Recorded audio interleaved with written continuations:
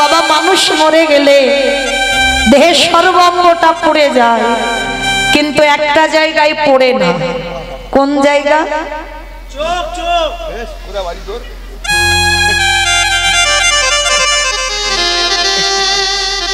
নাভি। এই নাভিটা পড়ে না মানুষের, যেটাকে অনেকে বাড়িতে এনে বাবা মন্দির বানায় বাবা মা স্মৃতির উদ্দেশ্যে, আবার অনেকে গঙ্গার পাড়ে পুঁতে দিয়ে আসে, যার যেমন মনের বাসনা থাকে। এই নাভিটা পড়ে না। কৃষ্ণের নাভি চন্দন কাষ্ঠে পোড়ানো হলো। মুখাগ্নি করেছিল কে? তৃতীয় পাণ্ডব অর্জুন। মুখাগ্নি করা হলো, কৃষ্ণের দেহটা পুড়ে ছাই। নাভিটা পুড়লো না, নাভিটাকে ভাসিয়ে দেওয়া হলো, প্রভাসিত জলে ভাসানো হলো। আর ওই নাভিটা ভাসতে ভাসতে যে সমুদ্রে আপনারা আমরা পাল্টি খেতে যাই, যেদিন আপনারা জানেন, যেদিন আপনারা জানেন বিশ্বকর্মা, ওই যে বাবা রাজা ইন্দ্রদুম্ন রাজা জগন্নাথ বলরাম সুভদ্রা প্রতিষ্ঠা করেছিল। এখন যে মূর্তি আমরা দেখতে পাই, এই মূর্তিটা কথা দেওয়া ছিল 21 দিনের আগে দরজা খোলা যাবে না। 21 দিনের আগে দরজা যদি খোলো, তাহলে যে পর্যন্ত মূর্তি গড়া হবে সেই পর্যন্ত থাকবে। তা গুন্ডিচামা মনে মনে ভাবলো খুটখাট আওয়াজ হচ্ছে না, কি মূর্তি তৈরি হচ্ছে, একবার দেখি মরে টরে গেল না তো। যখনই খুলে দিল 21 দিনের আগে, তখন মা সুভদ্রার হাত দুটো হয়নি। এটা তো একটা কাহিনী আপনারা জানেন, কিন্তু এইটা আসল কাহিনী নয়, এটা আসল ঘটনা নয়। ওই যে জগন্নাথ বলরাম সুভদ্রা, যে মূর্তি আমরা জগন্নাথ ধামে গিয়ে দেখতে পাই, ও মূর্তিটা কেন ওই রকম জানো? ওই মূর্তিটা দ্বাপর যুগে দেবর্ষি নারদ প্রথম দেখেছিল। আর নারদ মুনি ভগবানের কাছ থেকে কায়দা করে চেয়ে নিয়েছিল প্রভু কলিযুগে ওই রূপ যেন জগতে দেখতে পায়। কবে করেছিল জানো? একটু বলি মা, যেহেতু আমার আসছেই রথযাত্রা, একটু শুনতে হয়। তো আজকে এই জগন্নাথ বলরাম সুভদ্রার মূর্তিটা ওই রকম কেন, কিসের জন্য? তো যেদিন ভগবান কৃষ্ণ 16,108 জন স্ত্রী, আপনারা জানেন ভগবানের 16,108টা বউ, আর 8 জন ছিল পাটরানী। ভালো করে বিচার করবেন বাবা, এ জগতে জড় জগতের কোনো প্রেম ভালোবাসা নয়। এতগুলো যার বউ আছে, তবু ঘুমের ঘরে রাধা রাধা বলে। রাধে গো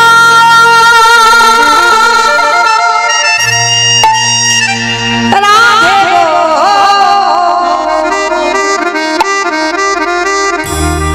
একেবারে সারা রাধে,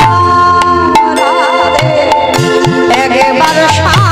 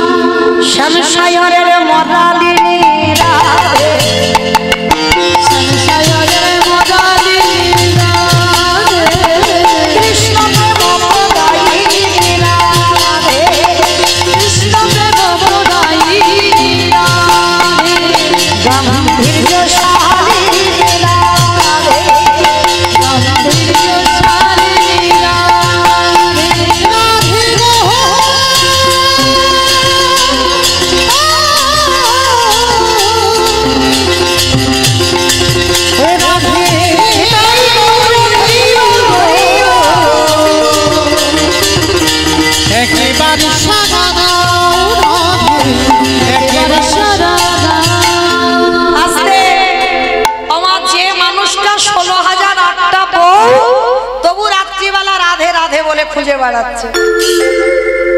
অমাইরা বাচ্চাকে জগতের কথা বলো, বউরা রেগে যাবে না? যদি বউদের পাশে ঘুমাচ্ছে তবু সে ঘুমের ঘরে রাধা রাধা বলে বারবার চমকে চমকে উঠছে। কি করেছে বাবা, 8 জন স্ত্রী ওই রোহিণী মাতার কাছে গেছে। মা একটা কথা জিজ্ঞেস করব? কি বৌমা? বলছিলাম কি তোমার ছেলেরা ওই রাত্রিবেলা করে ঘুমায় কিন্তু একটা নাম ধরে ধরে কাঁদে, বলে কি নাম? বলে রাধা। আর যেই না রাধা বলেছে রোহিণী মা শোনার সঙ্গে সঙ্গে চমকে উঠেছে। রাধা শোনার সঙ্গে সঙ্গে চমকে উঠেছে। তার চেয়ে সত্যভামা, রুক্মিণী, জাম্ববতী, কালিন্দী মানে 8টা বউ এসে বলছো মামা তুমি চমকে উঠলে কেন?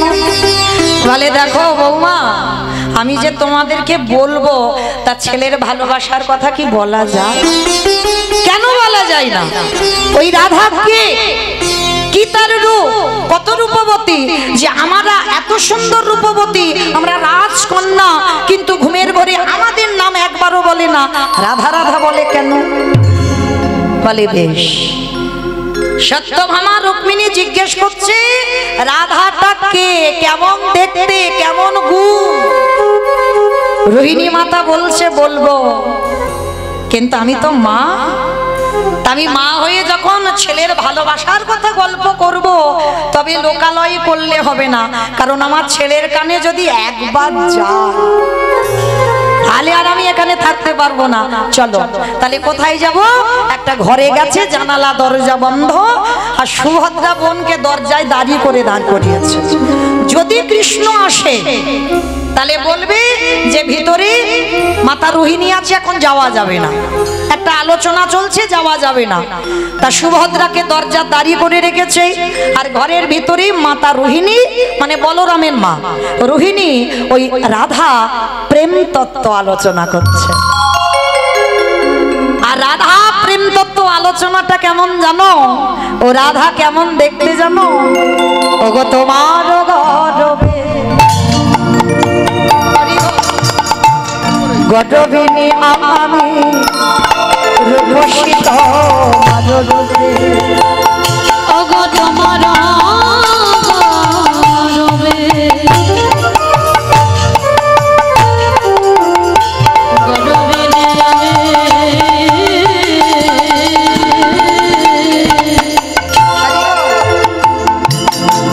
রূপসিত মাধুরী। বলি হেন মনে করি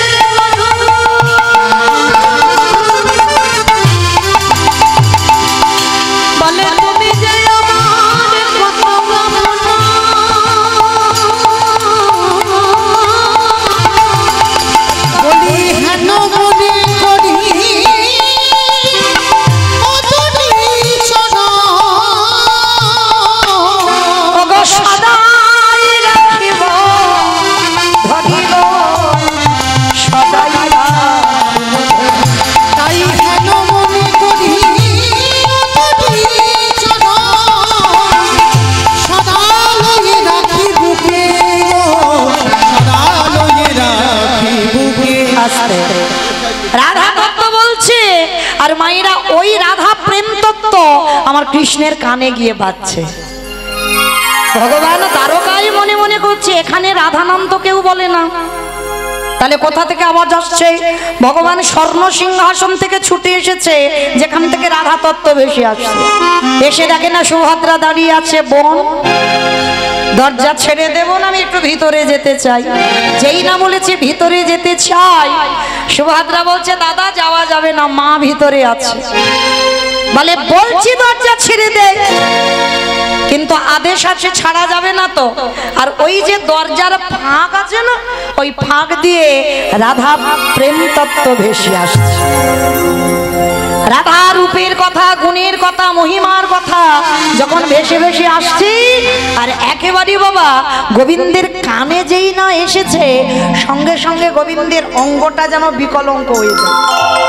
মানে আগুনে পুড়ে গেলে যেমন শরীরটা গলে যায়, সেই রকম গলে যাচ্ছে।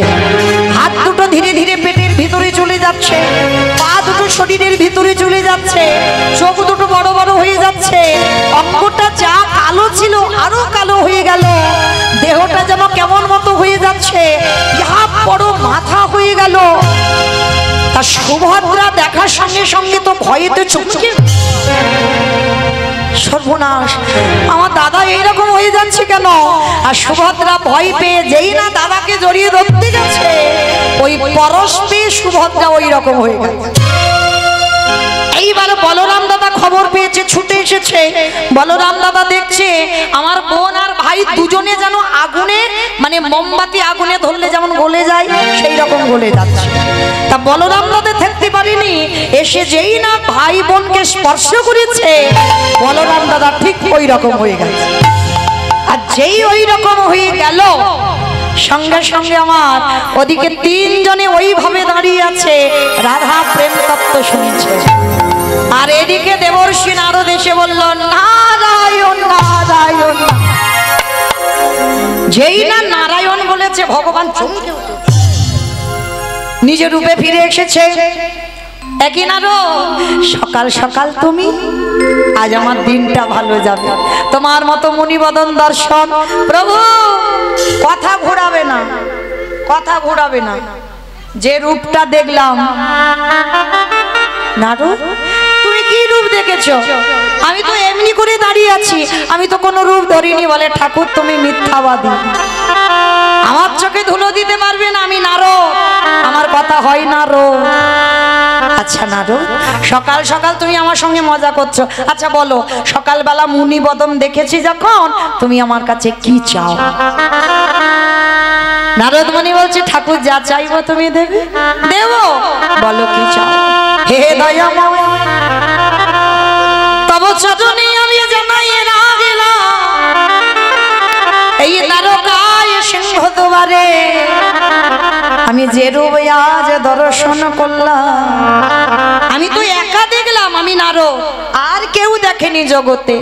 প্রভু গো, ওই রূপ তুমি জগতে নিয়ে যাবে, ওই জগতের মানুষ তোমার ওই রূপ দর্শন করবে।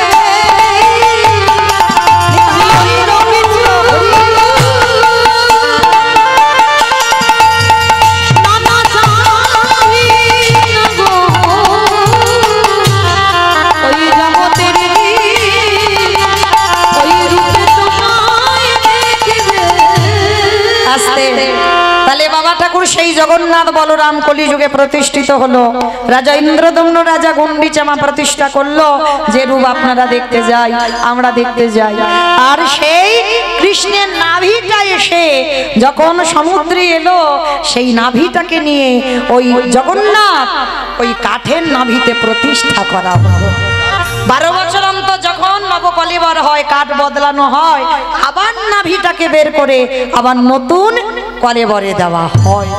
এটাই হচ্ছে কৃষ্ণের নাভি, আজও জগন্নাথের মূর্তিতে প্রতিষ্ঠা করা আছে। তাহলে জগন্নাথ দেখা সাধারণ দেখা নয়, সাক্ষাৎ কৃষ্ণ রূপ দর্শন। আজকে সেই জগন্নাথ ধাম যিনি প্রতিষ্ঠা করেছিল মূর্তিটা, ইন্দ্রদম্ন রাজার স্ত্রী, যার নাম গুন্ডিচা। এই গুন্ডিচার কটা ছেলে ছিল জানো? 18টা। সেই 18টা ছেলে মরে তাদের রক্তেতে হয়েছে 18 নালা। তাহলে মায়েরা হিসেব রাখছো তো? প্রথম জন্মে দেবকী হয়ে 8টা চলে গেল, মা বলার মতো রইল না। দ্বিতীয় জন্মে 18টা গেল। তৃতীয় জন্ম হলো নদীর মাঝে নীলাম্বর চক্রবর্তীর কন্যা শচী ঠাকুরানী হয়ে, শচী মায়ের প্রথম 8টা কন্যা সন্তান হলো। অদ্বৈতের প্রণামে দেহ রাখলো, নবম গর্ভে বিশ্বরূপ এলো, অদ্বৈতের প্রণামে সন্ন্যাসী হলো, দশম গর্ভে আমার নিমাই এলো, তাকেও প্রণাম করার জন্য চলে গেল 24 বছরের সন্ন্যাস। তারে মা বলার মতো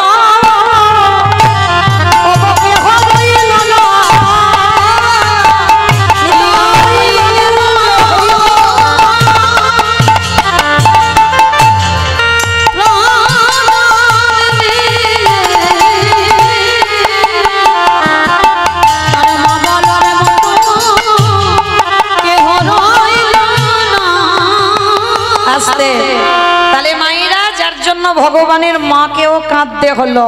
আর আপনারা আমরা তো তুচ্ছ, কৃষ্ণ ভক্ত এমনি এমনি নয়। রাধারানীর মতো ভক্তিমতী নারী বাবা দ্বিচারিণী হয়ে গেল, মীরাবাই কলঙ্কিনী হয়ে গেল। তাহলে কৃষ্ণকে ভালোবাসতে দ্বিচারিণী হতে হবে, কলঙ্কিনী হতে হবে, 5 জনের কাছে 5টা কটু কথাও শুনতে হবে। তার মধ্যে দিয়েও যদি তুমি গোবিন্দ ভজন করতে পারো, গোবিন্দ সাধনা করতে পারো, তারপরেই জানবে তোমার মনুষ্য জনম সার্থকতা হলো। নিতাই গৌর প্রেমানন্দে। তাহলে যারা এত কটু ভাষা, এত কটু কথা শুনিও যারা কীর্তনের আয়োজন করেছেন, আমার মতো অধম কীর্তনিয়া মৌমিতা ঘোষ, আমি আমার সম্প্রদায়ের তরফ থেকে সর্বাগ্রে তাদের চরণে জানালাম কোটি কোটি দণ্ডবত প্রণাম। প্রণাম দিলাম একটা কারণে বাবা, আগে আমাদের সবাইকে জানতে হবে, অনুভব করতে হবে, বুঝতে হবে। কারণ এই কীর্তন বিষয়টা বাবা সাধারণ নয়। কেউ যদি মনে করে কীর্তনী একটা কাহিনী বলবে আর আমি শুধু বসে কাহিনীটা শুনে চলে যাব, না। এই কীর্তন বিষয়টা হচ্ছে বাবা ঠিক নারকেলের মতো। আমাইরা নারকেল দেখেছো তো? তাহলে তা দেখবো না, মুর্শিদাবাদের মানুষ তাহলে দেখেছি। আচ্ছা, নারকেল যারা যারা দেখেছো দেখবে বাবা বাইরে একটা খসা আছে, খসাটাকে ছাড়াবে, নারকেল পাবে? ওরে বাবা, ভিতরে আরো শক্ত বেশি, তাই না? নারকেল যারা ছাড়িয়েছো জানো, বাইরে যত না শক্ত, ও ভিতরে গেলে বাবা আরো বেশি শক্ত। আর তার ভিতরে যদি যেতে পারো, নারকেলের শ্বাসটা যদি টেনে ছাড়াতে পারো, যদি আস্বাদন করতে পারো, তাহলে বুঝবে নারকেলের স্বাদটা কেমন। এই কীর্তন বিষয়টা বাবা ঠিক এই রকম। শুধু একটা কাহিনী হবে আর উপর থেকে কীর্তনিয়া বলবে চলে যাব শুনে, না। একবার হৃদয়ঙ্গ করতে হবে, অনুভব করতে হবে। হ্যাঁ, কারণ যে জায়গাটা বসেছেন বড় ধন্যাতি ধন্য জায়গা, পরীক্ষিত মহারাজের জায়গা। তবে আমি যে জায়গাতে দাঁড়িয়েছি বাবা, ওটা আপনাদের থেকে নিচু জায়গা, উঁচু জায়গা নয়। আপনারা মনে করেন কীর্তনিয়া ওরা অনেক বড়, কিন্তু না মা। যারা এখানে তত্ত্বজ্ঞানী, যারা শাস্ত্রজ্ঞানী, যারা গ্রন্থ পড়েন, তারা জীবনে বলবে না যে কীর্তনিয়ারা উপরে, আগে কীর্তনিয়ারা নিচে, আগে আপনারা। নববিধা ভক্তির মধ্যে একটু তাকিয়ে দেখেন, আগে বলছে শ্রবণম, পরে বলল কীর্তনম। আগে শোনার জায়গা, তারপরে বলার জায়গা। তাহলে আমার জায়গাটা পরে, আপনাদের জায়গাটা আগে। তাহলে ওই জায়গাতে বসে বাবা ঠিক ঠিক যদি শোনার মতো শোনা যায়, কৃপা হয়। আর এখানে দাঁড়িয়ে যদি গাওয়ার মতো গাওয়া হয়, এখানেও কৃপা হয়। তাহলে হচ্ছে না কেন? গাওয়া ঠিক হচ্ছে না, শোনা ঠিক হচ্ছে না, তাই তো কৃপা হচ্ছে না। কিন্তু যদি ঠিক ঠিক শোনা যায় আর গাওয়া যায়, তাহলেও কৃপা হয়। তাহলে মায়েরা, যতক্ষণ আমি থাকবো, পরে কি করবে, আগে কি করেছো ভুলে যাও। আমি যতক্ষণ থাকবো আপনাদের চরণ ধরে নিবেদন, ভুলে যাও যে আমরা সংসারী মানুষ। ভুলে যাও ছেলে মেয়ে, আত্মীয় পরিজন, বন্ধু বান্ধব সব নিয়ে বসেছে, একেবারে গোটা পরিবার নিয়ে, এটা ভুলে যেতে হবে। হ্যাঁ, এই জায়গাতে বসেছেন, আমাদের এখন একটাই পরিচয়, কে নারী কে পুরুষ এসব ভেদাভেদ নেই, আমাদের একটাই পরিচয়, আমরা হলাম কৃষ্ণ চরণের দাস। আর এখানে যারা বসেছেন কোনো পুরুষ নয়, পুরুষ তো একজন বসে আছে মন্দিরে, অনাদিরাদি গোবিন্দ। আর যারা আছি আমরা সবাই প্রকৃতি নারী। যদি বলেন বাবা এটা আমার কথা নয়, যেদিন মীরাবাই দেখা করতে গিয়েছিল সনাতন গোস্বামীর সঙ্গে, সনাতন গোস্বামীর সঙ্গে দেখা করতে যাবে, কিন্তু বাবা সবাই মিলে বলল, শোনো আমাদের বাবাজি কোনোদিন নারী বদন দেখে না। মীরাবাই খিলখিল করে হেসে উঠেছিল, আরে বাবা, এ জগতে আবার পুরুষ কে হলো? পুরুষ তো একজন, তিনি হলেন আমার অনাদিরাদি গোবিন্দ। আর যারা জগতে আছে সব প্রকৃতি, সব নারী। যারা ভজন করতে বসবেন বাবা, যারা ভগবানের সেবা দিতে বসবেন, একটা কথা খেয়াল রাখবেন, চরণ ধরে বলে যায়, যদি কেউ মনে করে আমি পুরুষ, জীবনেও ভজন সাধন হবে না। সে নরোত্তম গোস্বামী, সনাতন রূপ, শ্রীজীব ও সবাই যারা যারা ভজনে নেমেছে বাবা, একটু গ্রন্থের দিকে তাকিয়ে দেখেন, সব নারী ভাব। যখন পূজায় বসবে মনে করতে হবে আমি বৃন্দাবনের একজন ব্রজ গোপী। আর এইভাবে যদি তুমি সেবা করতে বসো, তারপরেই তোমার ভজন সার্থকতা হবে, আর যত তাড়াতাড়ি আমার গোবিন্দ কৃপা হবে। তাই প্রেমানন্দে হরি বল, হরি বল। দেখেন বাবা, যদি এই নারী পুরুষের ভেদাভেদ থাকতো তাহলে একাকার হয়ে বসতে পারতেন? জানি না আপনাদের মুর্শিদাবাদে কি হয়, তবে আমার ডায়মন্ড হারবার এলাকায় নিয়ম আছে, যাত্রা, নাটক, ফাংশন, যে কোনো অনুষ্ঠান হবে, মাঝখান থেকে একটা বাঁশ বাঁধা হবে, একদিকে নারী একদিকে পুরুষ। কিন্তু হরিনাম সংকীর্তনে ও বাঁশ বাঁধা নয় আর দড়ি বাঁধা নয়, নারী পুরুষ একাকার। কেন? জাতি ধর্ম নির্বিশেষে নারী পুরুষের ভেদাভেদ নয়, সবাই একাকার হয়ে আমার মহাপ্রভুর নাম সংকীর্তন শ্রবণ।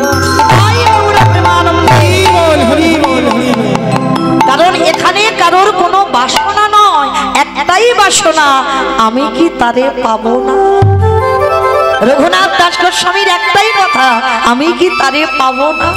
এইটা যদি মনের ভিতরে এই আকুলি বিকুলি থাকে তাহলে কৃপা হয়। তবে ভগবানের পেতে গেলে বাবা আকুলতা লাগবে, এই আকুলতা যদি চলে যায় তাহলে বাবা কোনোদিন কৃপা হবে না। শ্রী শ্রী রামকৃষ্ণ পরমহংসদেব শিষ্য ছিল নরেন। নরেন একদিন প্রশ্ন করেছিল, আচ্ছা ঠাকুর, এই যে ভগবানকে পাবো, আচ্ছা বলতে পারো ভগবানকে পেতে গেলে মনের ভিতরে কিরকম একটা ব্যাপার হয়, কিরকম ঘটনাটা ঘটে, যে আমি ভগবান পাবো, কবে পাবো, আমি বুঝবো কি করে? তো ঠাকুর কি করেছিল, দক্ষিণেশ্বর, যারা গেছেন কলকাতা দক্ষিণেশ্বর কালীবাড়ি, ঠাকুর থাকতো তো ওখানে, মা ভবতারিণী সেবা করত। তো যখন ওই নরেন প্রশ্নটা করেছে ভগবানকে পেতে গেলে মনের ভিতরে কি অনুভূতি হয়, তা ঠাকুর কি করেছে, দক্ষিণেশ্বরের গঙ্গা যাচ্ছে, গঙ্গার জলে স্নানে নেমেছে, নরেনকে ডেকেছে, নরেন, এই শালা এখানে আয়। ঠাকুরের বই যারা পড়বেন শালা শালা বলতো, কোন শালা? বউয়ের ভাই না, পাঠশালা না, গোশালা না, তাহলে কোন শালা? শা মানে মুক্তি, লা মানে নৌকা। ওই মুক্তির নৌকাতে ঠাকুর পারাপার হবে। ওই জন্য ঠাকুরের বই যারা পড়বেন দেখবেন ঠাকুর সবাইকে শালা শালা বলে ডাকতো। তবে আমি বলছি না, ঠাকুর বলছে, এখন ঠাকুরের জায়গায় দাঁড়িয়েছে। তো এইবার নরেনকে নিয়ে বাবা গঙ্গায় নেমেছে, আর গঙ্গায় নেমে বলছে, নরেন একবার ডুব দে। নরেন যেই না ডুব দিয়েছে বাবা, ঠাকুর কি করেছে জানো, ওই মাথাটা নিয়ে চুবিয়ে। আচ্ছা বলো মা, যদি কেউ জলে ডুব দেয় আর কারোকে যদি চেপে ধরে থাকা যায় কি রকম হবে? ভিতরটা একেবারে ছটফট করবে না উঠবার জন্য, হাঁকু বাকু করবে না? তা যেই না চেপে ধরেছে একেবারে মাথাটা নিয়ে এসে, নরেন তো ছটফট করছে ভিতরে, কিছুতে আর ঠেলে উঠতে পারছে না, ঠাকুর চেপে ধরে আছে। অনেকক্ষণ ছটফট করার পর ঠাকুর একেবারে হাতটা ছেড়ে দিয়ে, আর যেই না ছেড়ে দিয়েছি একেবারে ননে হাস হাস, ওরে বাবা, ওরে বাবা, ওরে বাবা। যেই না রেগে গেছে তো নরেন খুব, ঠাকুর এই জন্য তোমার বলে তুমি পাগল। বলে আরে শালা আমি তো পাগল, যারা জানে না যারা বোঝে না তারাই আমারে বলে পাগল। তা তুই আমারে বলবি এতে তোমার রাগ দুঃখ নাই? আচ্ছা ঠাকুর, আমি তোমারে জানতে চাইলাম যে ভগবানকে পেতে গেলে মনের ভিতরে কি অনুভূতি হয়, তা তুমি আমার এরকম ওই নদীর জলে গিয়ে ওই রকম মাথাটা নিয়ে চুবিয়ে ধরেছো কেন? বলে আরে শোন একটা কথা বলি। আচ্ছা নরেন, ওই যখন তোর ওই মাথাটা জলের ভিতরে চেপে ধরেছিলাম, আচ্ছা নরেন তোর কিরকম ভিতরে হচ্ছিল বলতো? ঠাকুর ঠিক এইভাবে কথা বলে, খুব রসিক তো। তো বলছি কি হচ্ছিল বলতো মনের ভিতরে? বলে ঠাকুর ভিতরটা হাঁসফাঁস করছিল, এই যেন বেরিয়ে যায়, এই যেন প্রাণটা বেরিয়ে যায়। বলে শোন নরেন, এই জগতে যারা কৃষ্ণ চরণ ভজন করে, যারা কৃষ্ণ চরণে আরাধনা করে, এই হৃদয়ের মাঝে যতদিন না আকুলি বিকুলি আসবে তারে কৃষ্ণ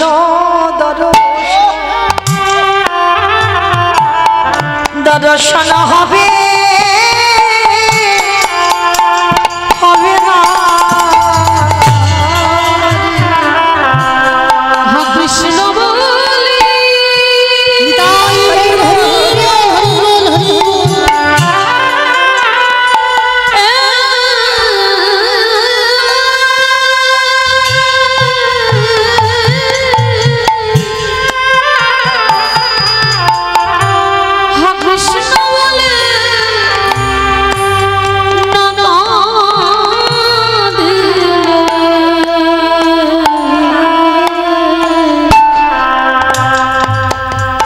কৃষ্ণ দর্শন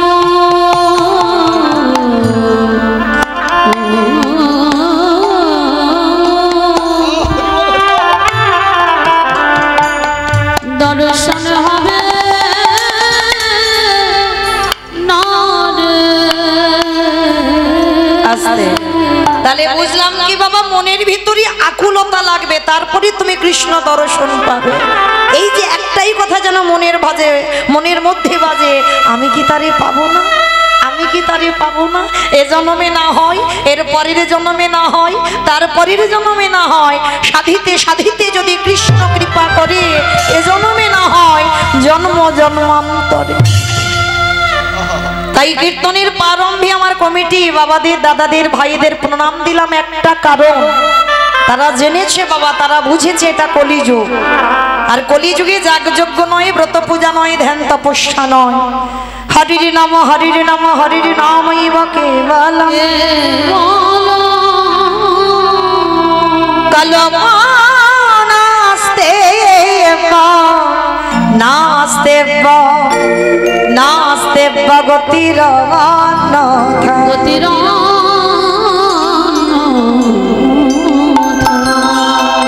কলির মানুষের হরিনাম ছাড়া কোনো গতি নাই, কোনো গতি নাই, কোনো গতি নাই। আপনারা প্রশ্ন করবেন মৌমিতা, এই যে আশেপাশে কীর্তন শুরু হলো আষাঢ় শ্রাবণ মাস, এ তো আর বন্ধ হবে না, সারা মুর্শিদাবাদ মানে প্রত্যেকটা মোড়ে মোড়ে বাবা কীর্তন হবে, হবে কি না? আর প্রত্যেকটা কীর্তনিয়া ওই একটাই কথা বলবে, হরিনাম শোনো, হরিনাম গাও, একাদশী করো, তুলসী গাছে জল দাও, ভগবানের চরণে তুলসী দাও, ও ছাড়া গতি নাই। কি মাইরা বলবে না? সব কীর্তনিয়ারা এসে একটাই কথা বলবে, কিন্তু কীর্তনিয়ারা বলবে আর আপনারা সব শুনে বাড়িতে চলে যাবেন, হবে না।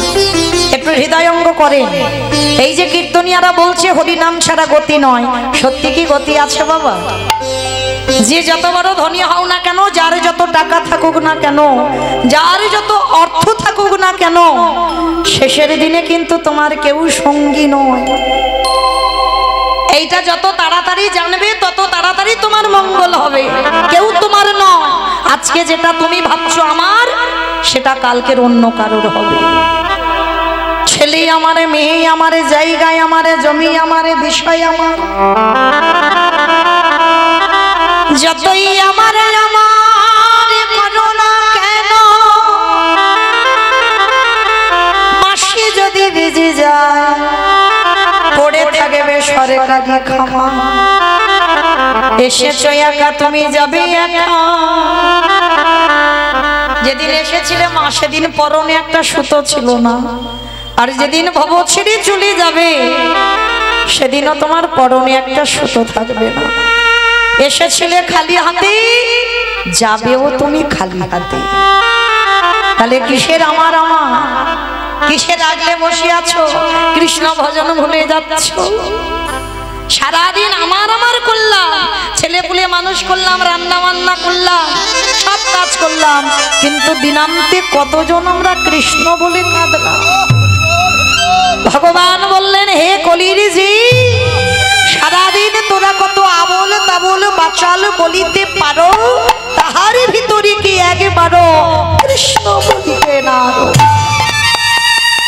কৃষ্ণ ভজন করতে হবে, কৃষ্ণ সাধনা করতে হবে।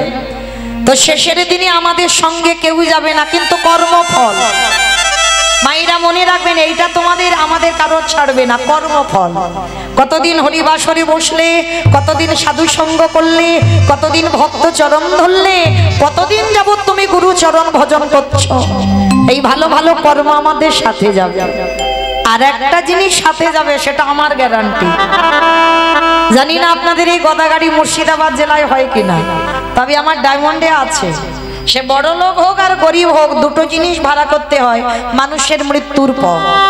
এক হলো খোল আর এক হলো করতাল। আর পিছনে বাজিয়ে বাজিয়ে দেহটাকে বের করে না, বলো হরি বলো হরি। কি মাইরা তোমাদের গ্রামে হয়তো? বাহ, তাহলে এইবার আমি একটা কথা বলবো, ভেবে বলবেন কেমন? যখন দুর্গা পূজা, কালী পূজা, লক্ষ্মী পূজা, সরস্বতী পূজা, মনসা পূজা, যে কোনো পূজা যখন পূজা হয়, বিসর্জনের দিনে বাবা বড় বড় ডিজে বাজে। কি মা তোমাদের গ্রামে হয়? এখানেও হয়? আমি জানি আমার ডায়মন্ডে বুঝি হয়, মানে এখানেও বিসর্জনের ডিজে বাজে। তাহলে ভালো করে ভেবে দেখেন, তাহলে সেটাও তো মা। তাহলে মাকে যখন বিসর্জন করতে যাচ্ছ, তখন তুমি ডিজে বক্স বাজাচ্ছ। আর যেদিন আমাদের দেহটা কাঁধে করে নিয়ে যাবে শ্মশান ঘাটে, তখন কি লরিতে করে একটা ডিজে বাজালে হতো না? হবালে হতো। তাহলে হবাচ্ছি না কেন?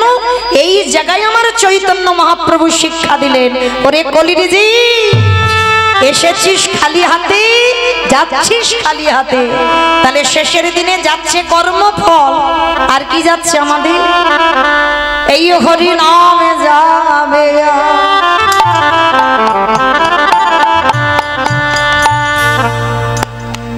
আমাদের পচা দেখা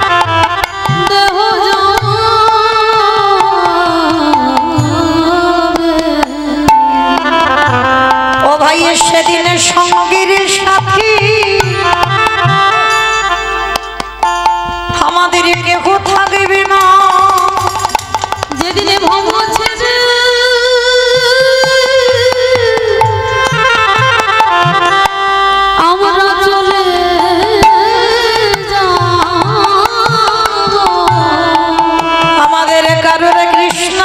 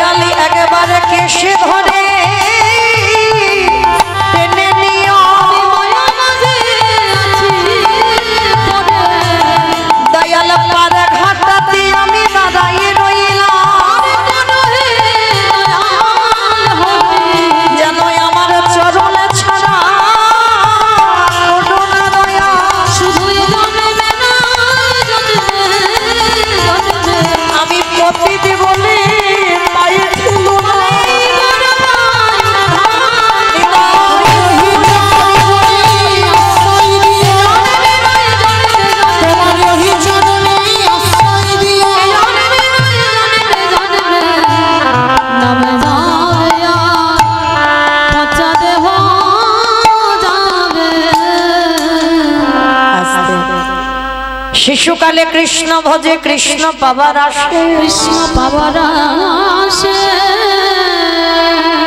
অগ যৌবনেতে কৃষ্ণ ভজে আসে বা না আসে, আসে বা না আসে। অগ বৃদ্ধ কালে কৃষ্ণ ভজে জমের তর আসে। মাইরা কথাটা খুব মন দিয়ে শুনবেন। ভজন করতে হবে সকাল সকাল, সকাল গড়িয়ে গেলে আমার ভজন হবে না।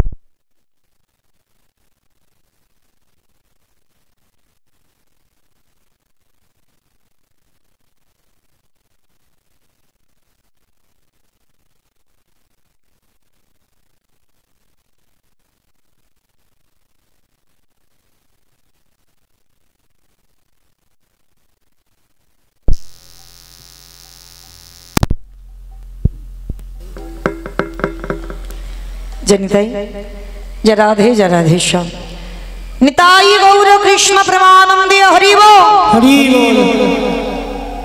शिशुकाले कृष्ण भजे कृष्ण पावार आशे, यौवनेते कृष्ण भजे आशे बा ना आशे, बृद्धकाले कृष्ण भजे जमेर तर आशे।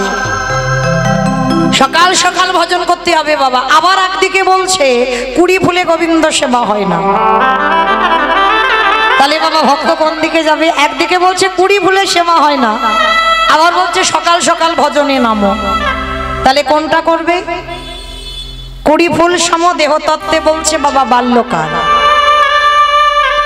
আমরা তো ধ্রুবের মা হতে পারিনি আর প্রহ্লাদের মা হতে পারিনি বাবা। ওই ধ্রুবের মা প্রহ্লাদের মা শিক্ষাটা দিয়েছিল, সংস্কার দিয়েছিল, তাই বাবা কুড়ি ফুলটা সেবায় লেগেছিল। আমাদের কুড়ি ফুল সেবায় লাগবে না। আর বাসি ফুল মানে দেহ তত্ত্বে বাবা সবাই জানে বার্ধক্য দশা, দন্ত পড়ে যাবে, কেশ পেকে যাবে, চামড়া আলগা হবে। ও ফুল গোবিন্দ সেবাই লাগবে না। তাহলে সেবা দেবে কোন ফুল? আজকের ফোটা ফুল। যে ফুলটা আজকের গাছে ফুটেছে বাবা ওই ফুল সেবাই লাগাতে হবে। আর আজকের এর ফোটা ফুল সময় যৌবনকাল। আমার গোবিন্দ যৌবনকাল বড় ভালোবাসে বাবা।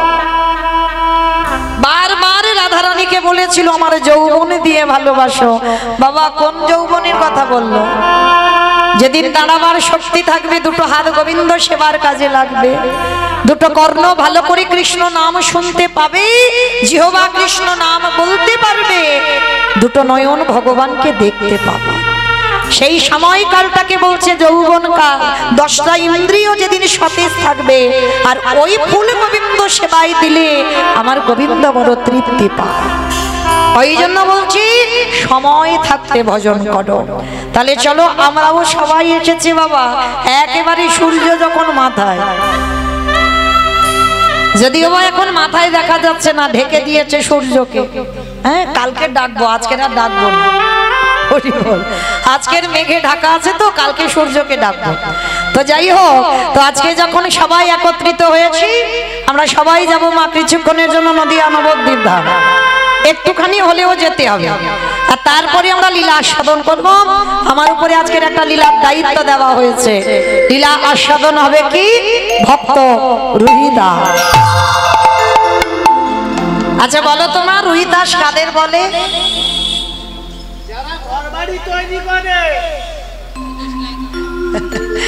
যারা ঘর বাড়ি তৈরি করে তাদের রুহিদাস বলে। কাদের বলে?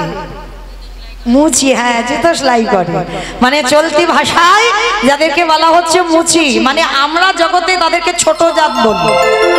আজকের আমাদের আস্বাদন হবে ওই রকম ওই লীলাটাই। শুধু মনে রাখতে হবে উচ্চ কুলে জন্ম নিলে কৃষ্ণ ভজন করা যায় না, নিজ কুলে জন্ম নিয়েও কৃষ্ণ ভজনের অধিকার পাওয়া যায়। আজকের আমার লীলার মধ্যে প্রকাশ পাবে, কিন্তু তার আগে আমাদের একটু যেতে হবে নদিয়ায়, মানে মুর্শিদাবাদের কাছেই নদিয়ায়। খুব একটা টাইম লাগবে না, আমার ডায়মন্ড হারবার থেকে আসতে গেলে টাইম লাগবে, কিন্তু এখান থেকে টাইম লাগবে না। আচ্ছা মাইরা সবাই নদিয়ায় যাবে তো? এই নিম্নচাপ মাথায় নিয়েও যাবে? ঠিক আছে, চলো তাহলে যেতে যখন চাইছো চলো নিয়ে যাই। সত্যতে নারায়ণ, ত্রেতাতে রাম, তারপরে কৃষ্ণ, কলিতে হলো গৌরাঙ্গ। আর আমরা কলির মানুষ, যদি আমার ছেলেটাকে ডাকা না, ভুল হলো, আমার ছেলে নয় আমাদের ছেলেকে যদি ডাকা না হয় তাহলে বাবা আমার কলিযুগটার বড় অপমান করা হবে। তাহলে চলো নদিয়ায় গিয়ে দেখবো সেই কৃষ্ণ গৌর হয়ে যেদিন এলো নদিয়ার ভাব কেমন। আজ জয় জয়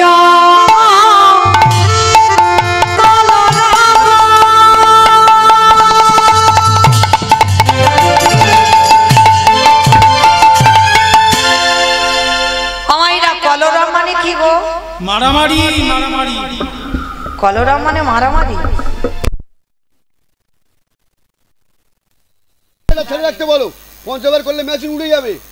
ওকে বলো যা তেল লাগে আমি টাকা দিয়ে ছেড়ে রাখতে বলো। না বলবে না কি করবে? কতবার উঠতেছে, কটা মেশিন লাগানো আছে, 1 পয়সা দাম।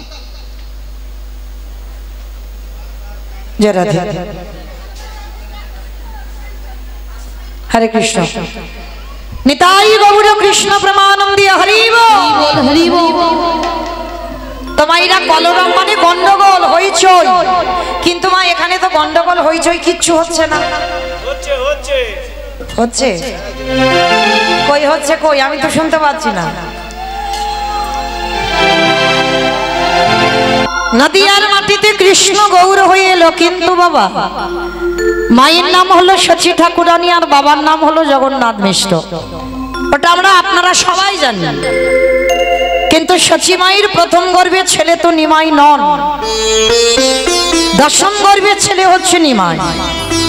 প্রথমে শচী মার 8টা কন্যা সন্তান হয়েছিল। শুনে নাও মা, আমরা জগতে অনেক নারীরা আছি যারা সন্তান জন্ম দিয়ে প্রথম সন্তান মারা যায়। আমরা অনেক অনেক এই গ্রামাঞ্চলের মায়েরা বলি সে নারীর মুখ দেখা মহাপাপ। ও নারী নাকি কোনো শুভ কাজে লাগে না, ও নারীর মুখ দেখে কোথাও গেলে আমাদের যাত্রা শুভ হয়ে যায়। কেন না ওর প্রথম গর্ভে সন্তান নাই।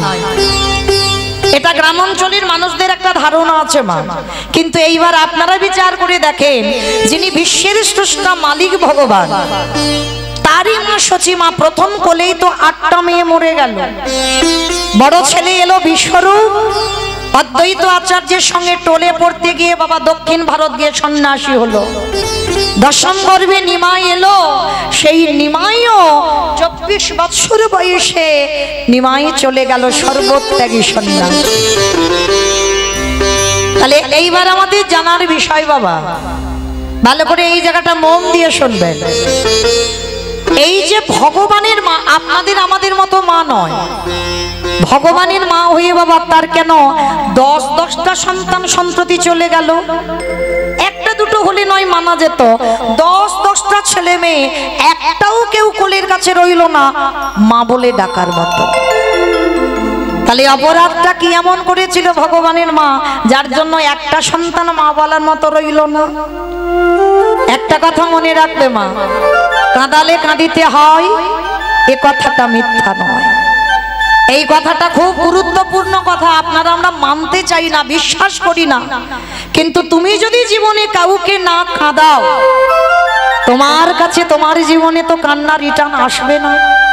তাহলে ভগবানের মা, সেই ভগবানের মা হয়ে মা প্রথম 8টা মেয়ে চলে গেল কেন? ওই যে বাবা কাঁদালে কাঁদিতে হয় এ কথাটা মিথ্যা নয়। তুমি তো নিশ্চয়ই কাঁদিয়ে রেখেছো, ওই জন্য তুমি ভগবানের মা হয়েও ভগবান তোমাকে ছেড়ে দিল না।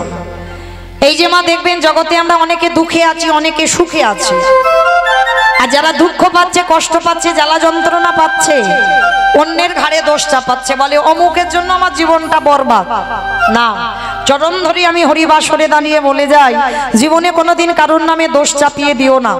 তোমার জীবনে যদি তুমি যদি জীবনে কাউকে কষ্ট না দাও তোমার জীবনে কষ্ট আসবে না, এটা আসতে পারে না, এটা কোনোদিন হতে পারে না। যার জন্য ভগবান নিজের মায়ের দ্বারা শিক্ষা সমাজকে দিয়েছে। 8টা মেয়ে মরে গেল, বড় ছেলে চলে গেল, ছোট ছেলে নিমাইও চলে গেল কেন? তাহলে ভগবানের মা শচী মা নিশ্চয়ই কাউকে কাঁদিয়েছিল। কাকে কাঁদিয়েছিল বাবা? এই কার কথা জানতে গেলে আমাদের একটু যেতে হবে ত্রেতা যুগ। ত্রেতা যুগে যেদিন বাবা ভরত জননী কৈকেয়ী মা রামচন্দ্র 14 বছরের জন্য মনে যাবে আর ভরত হবে রাজা। এই সংবাদটা শুনে আমার কৌশল্যা মা, রামের মা, কেঁদে বলেছিল, কইকেয়ী, তোর ভরত রাজা হবে এতে আমার এতটুকু দুঃখ ছিল না, কারণ তুই যেমন ভরতের মা, আমিও তো ভরতের মা, হতে পারি সৎ মা, কিন্তু আমি হতো মা। তাহলে তুই তোর ভরতকে রাজা করবার জন্য তুই আমার রামকে 14 বৎসর বনবাসে পাঠালি কেন? আমি কি এমন অন্যায় করেছিলাম যে আমার রামকে তোর বনবাসে দিতে হলো? কৌশল্যা কাঁদছে, রামকে ডেকেছিল, রাম, তোর বিমাতা কইকেয়ী তোকে 14 বছর বনবাস দিয়েছে বাবা, তবে আজকে যখন বনবাসে যাবি, যাবার কালে আমাকে একটা কথা দিয়ে যাবি রাম। কি কথা মা? শোন বাবা, এর পরের জন্মে যদি কোনোদিন তুই আসিস, আমার গর্ভে তুই আসবি না মা, আমি তোমার গর্ভে আসবো না। আমাকে পাবার জন্য যোগী মুনি ঋষি কাঁদে, আর তুমি আমাকে সন্তান রূপে পেয়েও বলছো আমি তোমার গর্ভে আসবো না। আমি কার গর্ভে আসবো? ওরে রাম রে, আসতে যদি হয় তোর বিমাতা কইকেয়ীর গর্ভে আসবি, কিন্তু আসবি বটে, কিন্তু কোনদিন তোর মায়ের স্তন দুগ্ধ পান করবি না। কথা দিয়েছিল মা, তাই হবে। আর সেই ভরত জননী কইকেয়ী পরের জন্মে হয়েছে মা দেবকী মা। আর দেবকী মা যখন কংসের কারাগারে আমার রামচন্দ্র তো কৃষ্ণ হয়ে আবির্ভূত হলো, সেই দেবকীর গর্ভে এলো। আর ভাদ্র কৃষ্ণাষ্টমী তিথিতে ঝড় বৃষ্টি মাথায় নিয়ে বাবা বসুদেব কৃষ্ণকে নন্দালয়ে রেখে এলো। তাহলে এই দেবকীর কারাগারে যারা জন্মাষ্টমী লীলা শুনেছেন তারা জানলেন, প্রথমে বাবা 6টা সন্তান হয়েছিল। কংস মামা একটা একটা করে নিয়ে আছাড় দিয়েছিল পাথরে। সপ্তম গর্ভে এসেছিল বলরাম, বসুদেবের প্রথমা পত্নী রোহিণীর গর্ভে চালনা করেছিল। অষ্টম গর্ভে এলো আমার কৃষ্ণ, বাবা বসুদেব মাথায় করে নিয়ে মা নন্দরানীর কাছে রেখে এলো। তাহলে হিসাবগুলো মা ঠিক করে রাখবেন। প্রথম জন্মে দেবকী হয়ে 8টা সন্তান চলে গেল। কৌশল্যা নন্দন রামকে 14 বছর কাঁদিয়েছিল, আর কৌশল্যার অভিশাপে কইকেয়ীকে প্রথম জন্মে 8টা সন্তান হারাতে হলো। আর দ্বিতীয় জন্ম কোথায় হলো? দ্বিতীয় জন্ম হলো পুরী ধামে, জগন্নাথ ধামে। সেই ক্ষেত্র যারা যারা গেছেন বাবা, এখন তো জগন্নাথের জ্বর হয়েছে, জানো তো? জগন্নাথের গেলে দেখতে পাবে না, এখন জ্বর হয়েছে, ঘুমাচ্ছে। ওই যে স্নান যাত্রা গেল না, এমন স্নান করানো করিয়েছে, সারা বছরে করাবি না, আর এমন স্নান করাবে বাবা, 1 সপ্তাহ জগন্নাথ জ্বরে পড়ে। হ্যাঁ, জগন্নাথের দরজা বন্ধ এই 1 সপ্তাহ। ওই কবিরাজ মানে বৈদ্য কবিরাজ, আমাদের মতো অ্যালোপ্যাথি ওষুধ নয়, বৈদ্য কবিরাজ গাছগাছরার ওষুধ আমার জগন্নাথকে সেবা দেওয়া হয় 1 সপ্তাহ। আর জগন্নাথ শয়নে থাকে, আর 1 সপ্তাহ জগন্নাথের দরজা খোলা হয় না। আপনারা জানেন এই জগন্নাথ দেখা মানেই তো কৃষ্ণ দেখা। কারণ আপনারা জানবেন না, কৃষ্ণের নাভিটা তো আমার জগন্নাথের নাভিতে প্রতিষ্ঠা করা আছে। কি বাবা এটা জানেন তো? কৃষ্ণের নাভিটা যেদিন ওই প্রভাসযোগ্য লীলা হয়েছিল, এই প্রভাসযোগ্য লীলার পরে আমার ভগবান কিন্তু কোনো লীলা করেনি, এই লীলাটা শেষ। তার লীলাটা সমাপ্ত করে যখন বাবা গান্ধারী মার অভিশাপে কৃষ্ণের যদু বংশ ধ্বংস হলো, 1টা 2টো নয়, 56 কোটি যদু বংশ গান্ধারী কুরুক্ষেত্রের মাঠে হাহাকার করে কেঁদেছিল, কৃষ্ণ আমার কুরু বংশটাকে তুই যেমন ধ্বংস করে দিলি বাবা, আমি তোকে ছেড়ে দেব না, আমার মতো করে তোকেও কাঁদতে হবে। ভগবান কৃষ্ণ হেসে বলেছিল, পিসি বৃথাই তুমি আমার উপরে দোষ চাপাচ্ছ, আমি তোমার 100টা ছেলেকে কেড়ে নিইনি। একটাই কথা মনে রেখো, চোরের ধন বাটপাড়াই নেয়। এটা চলতি কথা বাবা, চোরের ধন বাটপাড়াই নেয়। পিসি তুমি তো 100টা ছেলে চুরি করেছ, যার জন্য তোমারও সেই ছেলে কটা চুরি হয়ে গেল। আর শুধু শুধু আমার কাঁধে দোষ চাপাচ্ছ, আমি তোমার ছেলেগুলোকে কেড়ে নিয়েছি। কখনো নয়। তুমি কেন ভুলে যাচ্ছ পিসিমা, যেদিন তোমার পাপের ভরা পূর্ণ হবে সেদিন তো ধ্বংস হবেই হবে। গান্ধারী কেঁদে বলেছিল, কৃষ্ণ আমি মানলাম আমি অপরাধ করেছি, আমি মানলাম আমি ভুল করেছি, আমি দোষ করেছি। পারলি না বাবা, আমার 100টা ছেলের মধ্যে একটা ছেলেকে একটু কৃষ্ণ ভক্ত করে দিতে, একটা ছেলেকে একটু ধার্মিক করে দিতে। আমার 100টা ছেলে হয়ে গেল অধার্মিক, তাই তো কুরুক্ষেত্রের মাঠে ধ্বংস হয়ে গেল। তবে কৃষ্ণ আমি জানি আমি অন্যায় করেছি, আমি অপরাধ করেছি, তবু আমি তোকে ছেড়ে দেব না। আমি তোকে অভিশাপ দিলাম, আমার কুরু বংশ যেমন তুই ধ্বংস করেছিস, আমি তোরই অভিশাপ দিলাম। আমার মতো করে চোখের সামনে পুত্র হারাবার যে কত যন্ত্রণা, আত্মীয় পরিজন হারাবার যে কত যন্ত্রণা, আপনজন সরে গেলে যে কত যন্ত্রণা, আমি তোকে অভিশাপ দিলাম কৃষ্ণ। আমার মতো করে তোর 56 কোটি যদু বংশ ধ্বংস করে। ভগবান বিশ্বের স্রষ্টা মালিক হয়ে মাথাটা পেতে নিল। পিসি কথা দিলাম আমি ভগবান, আমার শত্রুর মধ্যেও আমি ভগবান বিরাজমান, আমার মিত্রের মধ্যে আমি ভগবান বিরাজমান, আমি সবার মধ্যে বাস করি। কথা দিলাম পিসি তোমার অভিশাপ আমার শিরোধার্য। আর গান্ধারীর অভিশাপ মতো কৃষ্ণের 56 কোটি যদু বংশ চোখের সামনে ধ্বংস হয়েছিল। আর কৃষ্ণকে বাবা যখন বলরাম দাদা প্রভাসের তীর্থে তপস্যা করে প্রাণ ত্যাগ করেছিল, তারপরে আর সহ্য করতে পারলো না ভগবান কৃষ্ণ। মনে মনে ভাবলেন এবার তো আমার দেহ সম্বরণ করতে হবে। গাছের ডালে বসে রইল আর জরা দেয় একটা পাখির ঠোঁট মনে করে আমার কৃষ্ণের চরণের তলার রংটা কেমন গো, দিব্য ফল। এই দিব্য ফল কাকে বলে? যেটা চলতি কথাই বাবা বলে তেলাকচু ফল। ওই তেলাকচু ফল পাকলে যে রং হয় ওটা কিন্তু লাল ঠিক নয়, পাকলে যে রং হয় মহাজনেরা বলছেন ওই দিব্য ফলের মতো আমার কৃষ্ণের চরণের তলার রং।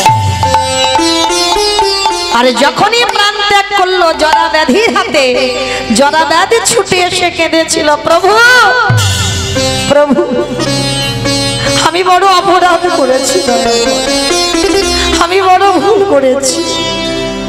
তুমি ভগবানের জেনেও আমার হাতে তোমার মৃত্যু হলো, আমি কত বড় পাপী। ভগবান হেসে বলেছিল, শোনো জরা, এই পৃথিবীতে যা যা কিছু ঘটে আমার চিত্রপটে, পৃথিবীতে কারোর ইচ্ছাতে কারোর অভিশাপে আমি দেহ ত্যাগ করিনি। আমি যাকে যে কথা দিই আমি কথা রাখি। তুমি ভুলে যাচ্ছ তুমি কে? তুমি তো ছিলে সেই বালিপুত্র অঙ্গ।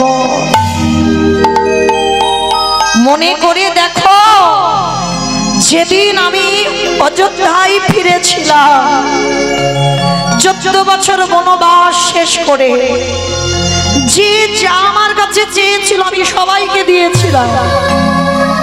অঙ্গ, তুমি সেদিন আমার চরণে পড়ে কেঁদেছিলে, বলেছিলে প্রভু যে যা চাইছে তুমি তাকে তাই দিচ্ছ, তুমি তোমার এই অঙ্গকে কিছু দেবে না। রঘুপতি রামচন্দ্র বলেছিল, অঙ্গ আমি মর্যাদা পুরুষোত্তম রাম, যে আমার কাছে যা চায় আমি তাকে 2 হাত ভরে দিই। বলো তুমি আমার কাছে কি চাও? ওরকম করে বললে হবে না ঠাকুর, আগে আমার মাথা ছুঁয়ে প্রতিজ্ঞা করো, আমি তোমার কাছে যা চাইবো তুমি দেবে। রামচন্দ্র বলেছিল বেশ অঙ্গদ, আমি তোমার মাথা ছুঁয়ে বললাম তুমি আমার কাছে যা চাইবে আমি তোমাকে দেব দেব দেব। অঙ্গদ প্রভুর চরণ দুটো ধরে বলেছিল, প্রভু দিতে যদি হয় তুমি আমার একটাই বর দিও, আমার বাবার মৃত্যুর প্রতিশোধ যেন নিতে পারি। যে আমার বাবাকে মেরেছে আমি নিজের হাতে আমি তাকে মারতে চাই। ভগবান আশীর্বাদটা দেওয়ার পরে চমকে উঠেছে। কথা দিলাম রাম জন্মাবার আগে বাবা রামায়ণ তৈরি, আশীর্বাদ দিয়েছিল, কথা দিলাম অঙ্গ তোমার বাবার মৃত্যুর জন্য আমি দায়ী আর কেউ নয়, আমার হাতে বধ হয়েছে বাবা, কথা দিলাম আমি নিজের হাতেই তোমার হাতে মৃত্যুবরণ করব।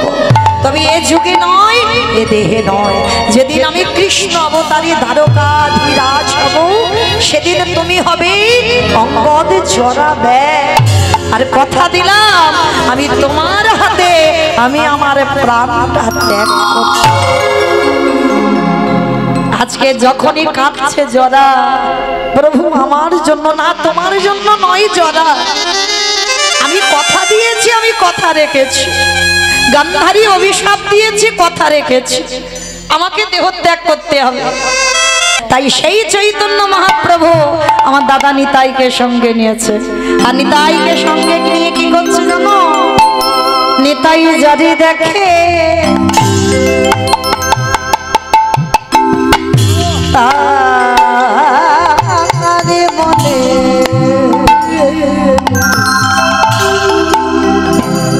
দন্তে তৃণ ধরি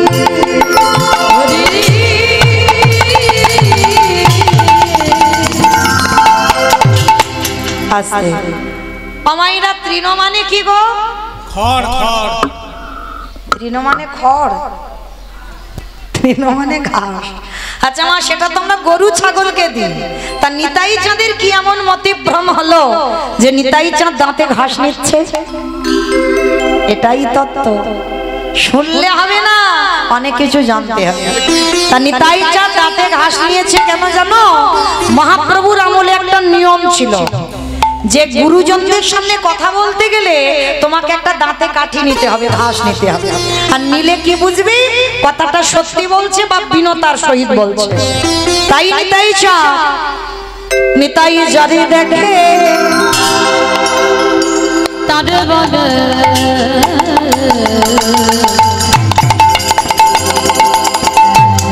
বলে দন্তে তৃণ ধরি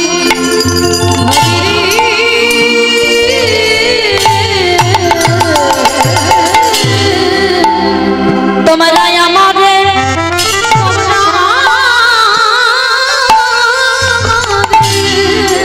আমার নিতাই চাঁদ ওই নবদ্বীপে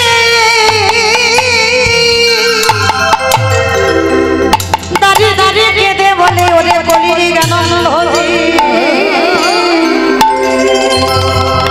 তোদের ঘরে আমি বাসন মেজে দেব, তোদের ঘরে আমি কাপড় কেচে দেব, তোদের ঘরে আমি পাটনা বেটে দেব, যা বলবি আমি তাই শুনবো। তবে তোদের একটা কাজ করতে হবে। কি কাজ? তোরা আমাদের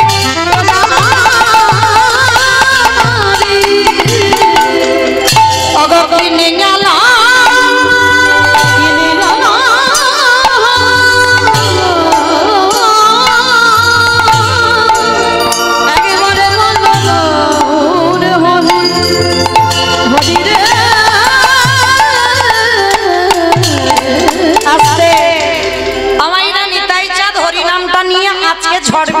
গদা গাড়িতে এসেছে। এসে কি করছে জানো? পাইকারি বলে পাইকারি, ভালো করে বুঝবে, পাইকারি পাইকারি এরকম বদমাশ দেখেছে, বলে আম ঘুরাচ্ছে নিতাই চাই, বলে পাইকারি আসতে। আচ্ছা বাবা, যখন জমি থেকে সবজি তুলে একসঙ্গে দোকানে দেন, মানে আড়তে দেন, তাকে আপনারা কি বলেন মুর্শিদাবাদে? সেল বলে, সেল। সেল বলে নাকি? পাইকারি। বেশ, নিতাই চাঁদ হরিনামের ডালাটা অন্যান্য গ্রামে নয়, এই গ্রামে এসেছে পাইকারি। বলে পাইকারি, আর একটা মানে হচ্ছে, বের করেন, পাইকারি বলে পাইকারি, বলি পাইকারি, পাইকারি বলে পাইকারি, পাইকারি। আমার দুটো মানে বের করেছেন। পাইকারি মানে একসঙ্গে দিচ্ছে গদা গাড়ি, আর একটা হচ্ছে পাইকারে মানে হরিনামটা দেব মানুষ পাচ্ছি না, শেষে এক জায়গা ঢেলে দিয়েছে কোথায়? দোকানে। ওই দোকানি, ওই দোকানে, ওই দোকানি, পানের দোকান, সবজি দোকান, মুদিখানার দোকান, বাদাম দোকান, কোন দোকানে দিল? আইসক্রিম দোকানে। আইসক্রিম দোকানে না? ওমা আইসক্রিম দোকানে দিল, তাহলে কোন দোকান? দেখেছি, এইটাই হচ্ছে মুর্শিদাবাদ। দোকানে, এই দোকানি, যারা দোকানে